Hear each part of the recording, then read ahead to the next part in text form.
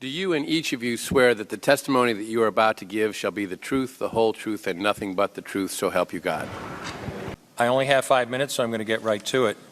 Second trimester D&E abortions perform between roughly 14 and 24 weeks of gestation.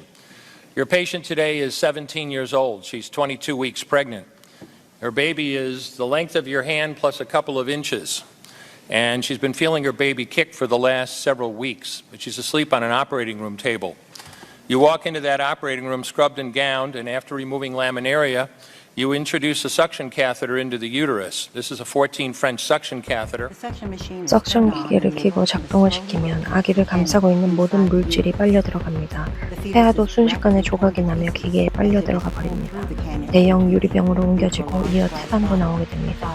더 작은 아이들은 형태가 보존된 채로 빨려 나오기도 합니다. 남아있는 태아의 신체 부분은 산모에게 감염 및 출혈을 일으킬 수 있으니 모두 제거합니다.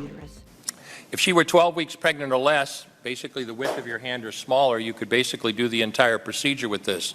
But babies this big don't fit through catheters this size. After suctioning the amniotic fluid out from around the baby, you introduce an instrument called the Sofer clamp. It's about 13 inches long. It's made of stainless steel. The business end of this clamp is about 2.5 inches long and 1/2 inch wide. There are rows of sharp teeth. This is a grasping instrument. When it gets a hold of something, it does not let go.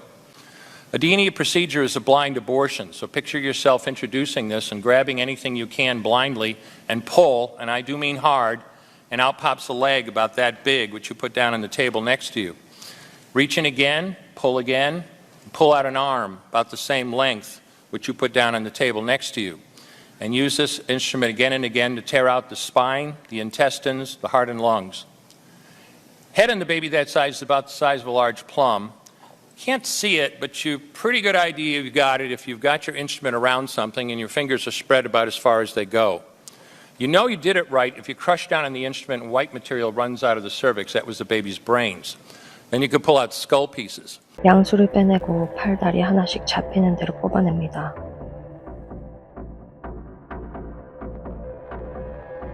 레바티노 선생의 증언처럼 말이죠. Congratulations, you just successfully performed a second trimester D&E abortion. You just affirmed her right to choose. One more question, Dr. Levatino. Why did you end your practice of doing abortions? I did over 1,200 abortions over a 4-year period in private practice, not counting the ones that I did during my training. I met my wife during my first year of training at Albany Medical Center. We got married about a year later and found that we had an infertility problem. After years of failed infertility treatment and several years trying to adopt a child, we were blessed with adopting a little girl that we named Heather in August of 1978. As sometimes happens in those situations, my wife got pregnant the very next month, and we had 2 children 10 months apart. 2 months short of my daughter Heather's 6th birthday, she was killed in an auto accident and literally died in her arms in the back of an ambulance. Anyone who has children might think they have some idea of what that feels like, but unless you've been through it yourself, you have no idea whatsoever. I know people find it hard to believe, but what do you do after disaster? You bury your child and then you go back to your life. And I don't remember exactly how long it was after my daughter died that I showed up at Albany Medical Center OR number 9 to perform my first second trimester D&E abortion. I wasn't thinking of it as anything special. This was routine to me. But I reached in, literally pulled out an arm or leg and got sick. You know, earlier on I described stacking up body parts on the side of the table. It's not to, gross people out, to use a simple term. When you do an abortion, you need to keep inventory. You have to make sure you get 2 arms and 2 legs and all the pieces. If you don't, your patient's going to come back infected, bleeding, or dead. So I soldiered on and finished that abortion. And I know it sounds, as I said, hard for people to believe, but I'm telling you straight up my experience. You know, after over 1,200 abortions, first and second trimester up to 24 weeks and all the rest of it, and being very dedicated to it, for the first time in my life I really looked at that pile of body parts on the side of the table. And I didn't see her wonderful right to choose, and I didn't see all the money I just made. All I could see was somebody's son or daughter.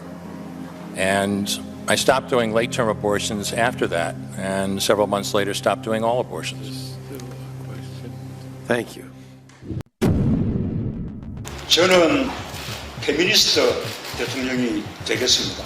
자기 입으로 페미니스트 대통령이 되겠다는 문재인 정부는 2019년 낙태죄 관련 법 개정을 추진했습니다. 여성의 자기 결정권을 명백히 침해한다고 밝혔습니다. 주문 형법 제269조 제1항 제270조 제1항 중 의사에 관한 부분은 모두 헌법에 합치되지 아니한다. 지금 보셨다시피 문재인 정권 당시 헌법재판소의 결정으로 2021년 1월 1일부로 대한민국에서 낙태죄는 사실상 폐지되었습니다. 14주 이내 모두 허용.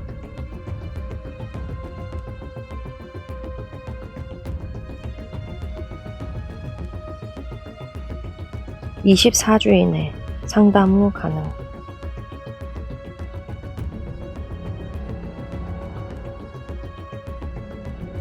24주 이후 원칙적으로는 불법이나 산모의 건강 등 위급한 경우 제한적 허용.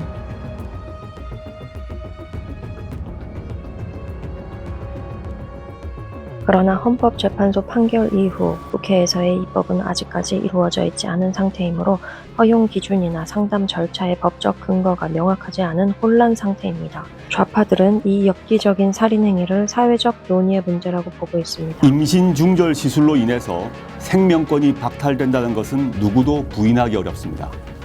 그러나 처벌 강화 위주 정책으로 임신 중절 음성화 약이 불법 시술 양산 및 고비용 수술비 부담, 해외 원정 시술, 위험 시술 등의 부작용이 계속 발생하고 있습니다. 근래 프란체스코 교황은 임신 중절에 대해서 우리는 새로운 균형점을 찾아야 한다라고 말씀하신 바 있습니다.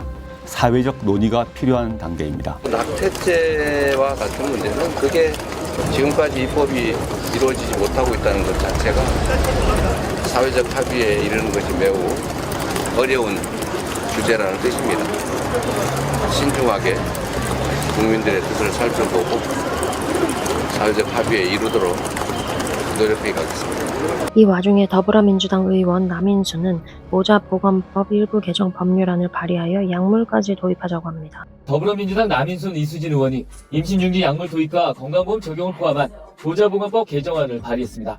모자보건법상에 보면 우리는 수술만 가능하게 돼 있거든요. 그런데 이미 WHO라든가 이런 데서는 그 약물에 의한 임신 중지가 가능하도록 되어 있습니다. 그런 권고도 있고 한데 그런 부분도 저희가 논의가 안 되고 있고 다 입법 공백으로 인해서 고스란히 임신 중지를 할 수밖에 없는 그런 여성들의 피해로 좀 나타나고 있기 때문에 이번에 어쨌든 모자보건법 개정안을 내게 된 것입니다. 이 약물 낙태에 대해서 이재명은 이렇게 고민하는 척을 합니다. 임신 중단 약물을 쓸 수 있게 할 거냐 아니면 심지어 지원해 줄 거냐 못 쓰게 할 거냐 논쟁이 있잖아요.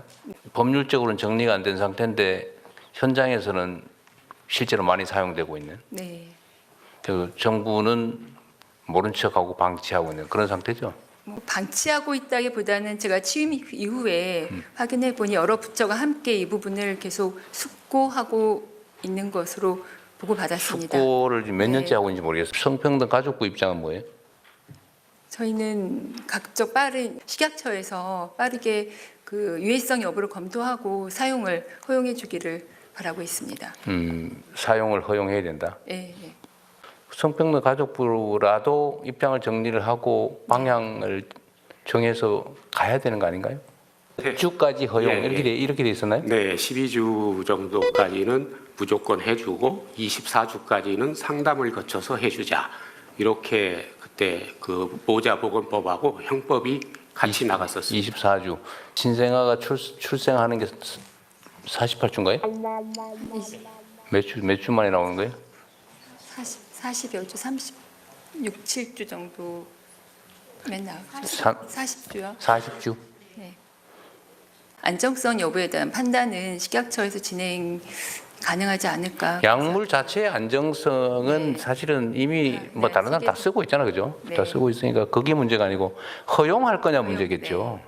여기 제일 큰 반대 입장이 어디예요? 종교계? 네, 맞습니다.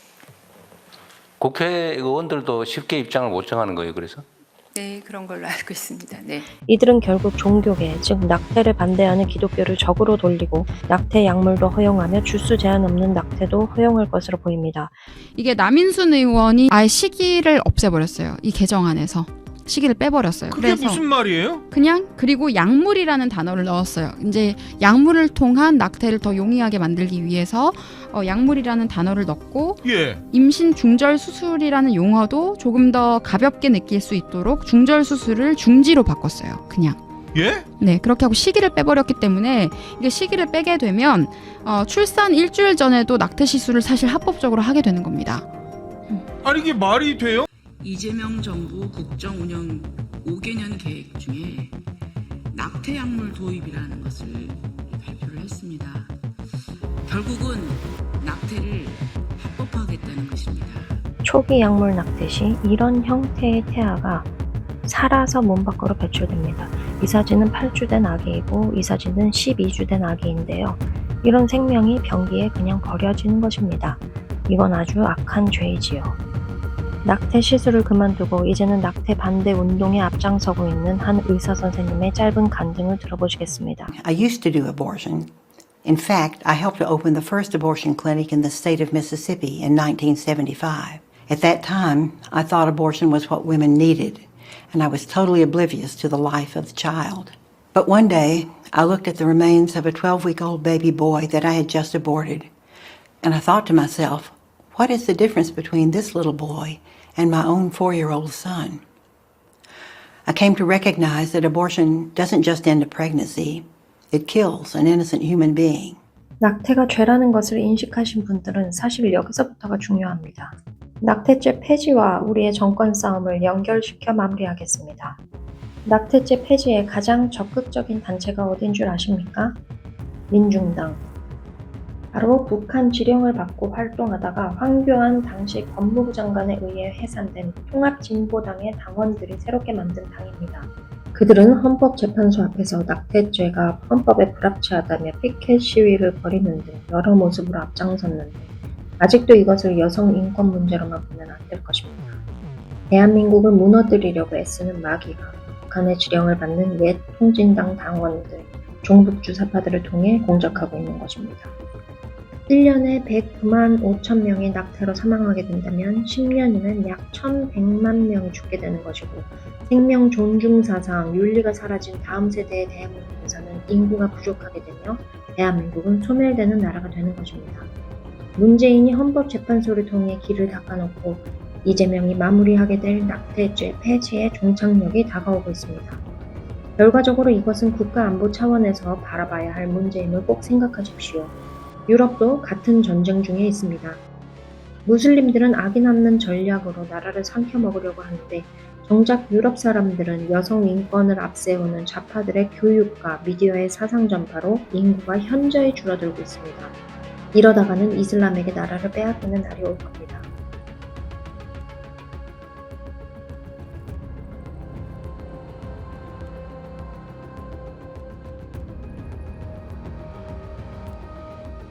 오늘 접하신 영상이 도움이 되셨다면 좋아요 꼭 눌러주시고 의견도 자유롭게 남겨주시고 주변에 공유도 많이 해주세요. 감사합니다.